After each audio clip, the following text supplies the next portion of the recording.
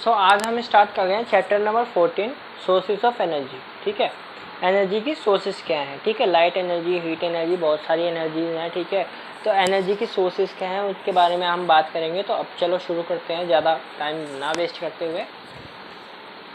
तो क्या कह रहा है, in class 9 we have learn that the total energy during a physical or chemical process is conserve. कह रहा है कि 9th क्लास में हमने पढ़ा था, ये लर्न किया था कि जो टोटल एनर्जी है फिजिकल और केमिकल प्रोसेस के द्वारा कंजर्व हो जाती है, यानी स्टोर हो जाती है। Why then do we hear so much about the energy crisis?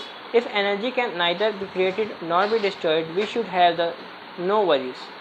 We should be able to perform endless activities without thinking about energy resources. हमें पता है कि एनर्जी कभी भी डिस्ट्रॉय नहीं हो सकती, ठीक है, ना क्रिएट की जा सकती है, वो सिर्फ कन्वर्ट की जा सकती है। जैसे electrical energy to mechanical energy, ठीक है, heat energy to other energy, ठीक है। तो these are the methods to convert the energy, but we can not create the energy और डिस्ट्रॉय द एनर्जी, ठीक है। तो इसलिए हमें कोई आवश्यकता नहीं है चिंता करने की। We should able to perform, हम एबल हैं परफॉर्म करने के लिए एंडलेस एक्टिविटीज़ को without thinking about energy resources. This riddle can be solve if we recall what else we learn about energy. ये सॉल्व हो जाता है कैसे हुआ कि हम बिना थिंकिंग के, मतलब बिना जो है वरी करे अपना जो है एंडलेस एक्टिविटीज़ को परफॉर्म कर सकते हैं। यह हमें कैसे पता चलेगा कि जैसे energy comes in different forms, हमें पता है एनर्जी कई सारी फॉर्म्स में वेरी करता है। And one form can be converted to another, एक फॉर्म दूसरे फॉर्म में, एनर्जी की फॉर्म में कन्वर्ट कर जा सकती है। जैसे for example, if we drop a plate from a height the potential energy of the plate is converted mostly to the sound energy. क्या कह रहा है कि अगर हम किसी प्लेट को एक पर्टिकुलर हाइट से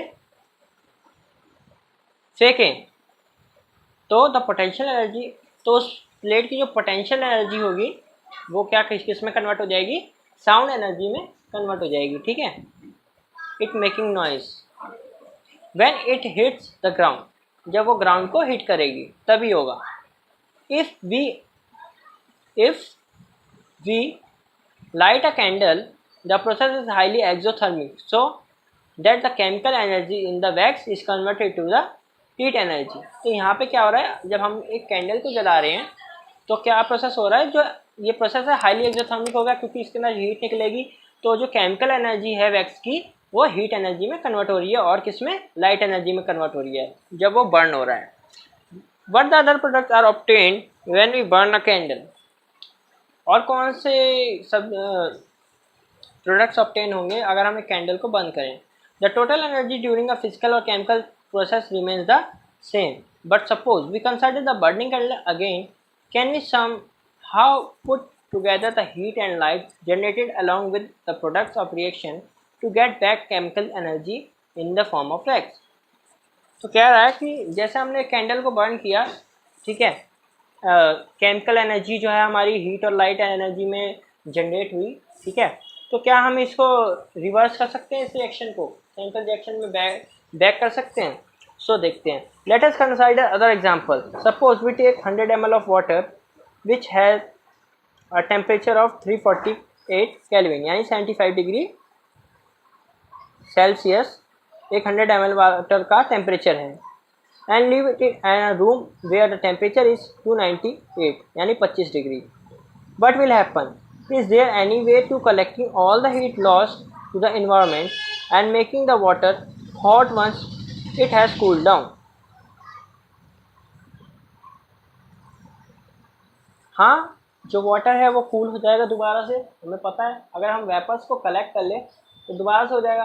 पर जो यहाँ पे हीट एनर्जी निकल गई उसे हम दोबारा वापस नहीं ला सकते, ठीक है।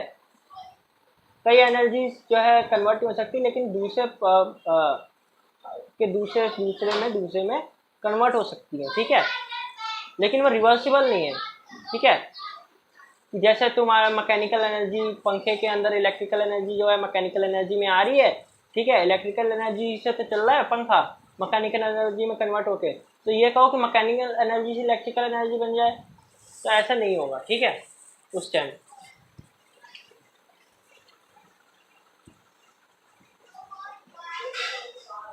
In any example that is considered, we will see that energy in the unstable form is displayed to the surrounding in less unstable forms. Hence, any source of energy we use to do work is consumed and cannot be used again. तो क्या कह रहा है कि अगर हम किसी source of energy को अपने किसी वर्क को करने के लिए कंज्यूम करते हैं, लेते हैं, तो वो एनर्जी दोबारा यूज़ नहीं कर सकते हैं, ठीक है। जैसे हमने मैकेनिकल एनर्जी में कन्वर्ट कर दिया, तो मैकेनिकल एनर्जी अब दोबारा थोड़ी ले सकते हैं। So what is a good source of energy? तो सवाल उठ जाता है कि एक गुड सोर्स ऑफ एनर्जी का क्या होगा, हमारे लिए एनर्जी का सबसे गुड सोर्स क्या है? What can we that consider a good source of energy? We in our daily life use energy from various sources for doing work. हम एनर्जी लेते हैं कई सारे सोर्सेज को काम करने के लिए, ठीक है, वर्क करने के लिए कई सारे सोर्सेज ऑफ एनर्जी यूज़ करते हैं हम डेली टू डेली लाइफ में। We use diesel to run our trains, हम डीजल्स का यूज़ करते हैं ट्रेन को चलाने के लिए।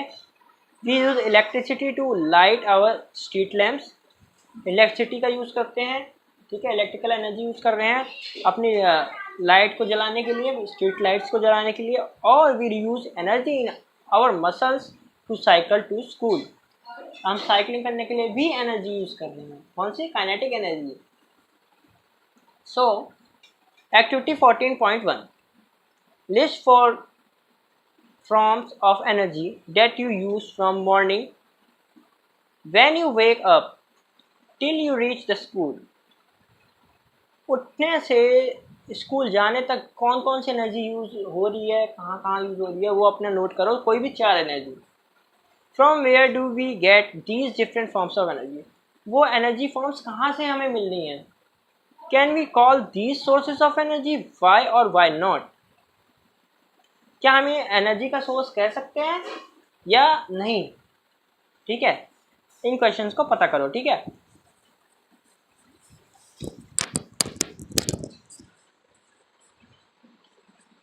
The muscular energy for carrying out physical work. अब मस्कुलर एनर्जी कहाँ लग रही है?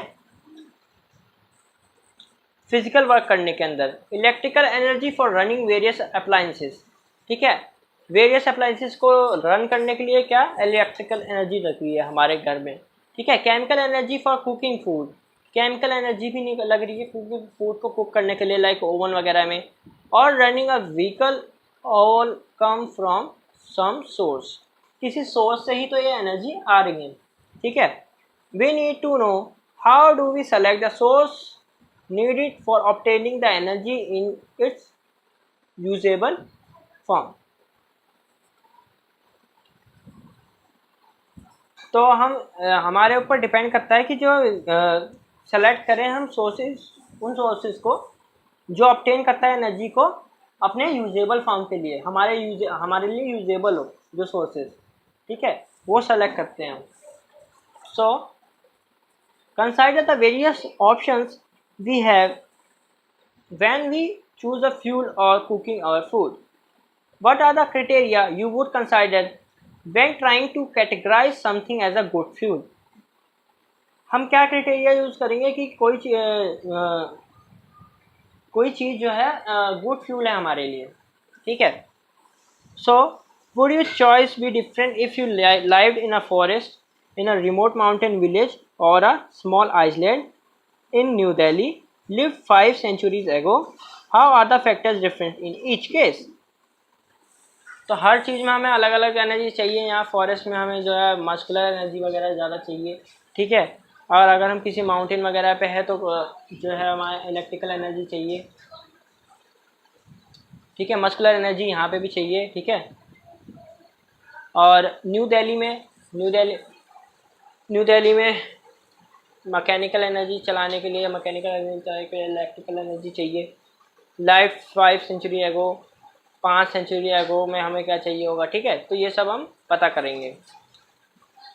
After going through the two activities above, we can see that the particular source of energy or fuel we select for performing some work depends on many different factors. For example, while selecting a fuel, we would ask ourselves the following questions.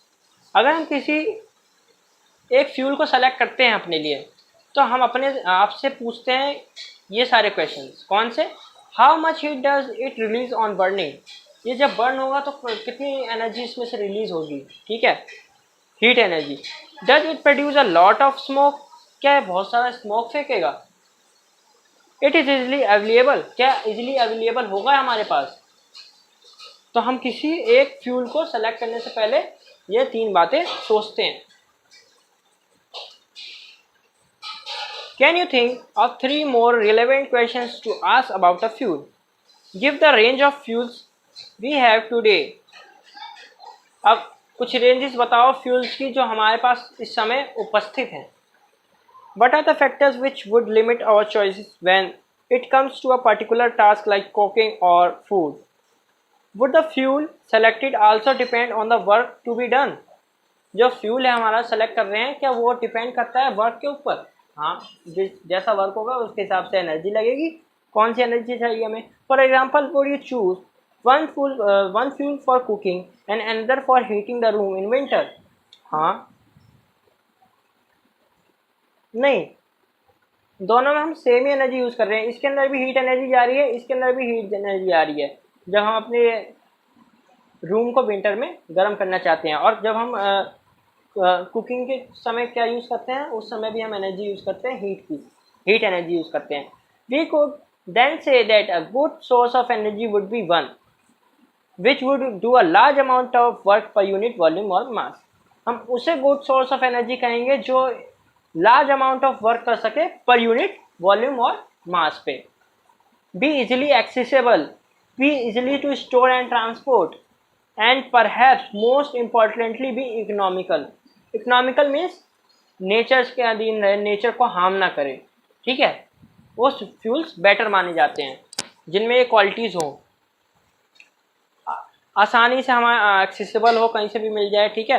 Be easily store, उसे store करना और transport करना easy हो। और तीसरा क्या है? Perhaps most importantly economical होना चाहिए, मतलब कि हमारे नेचर को हार्म ना करे वो।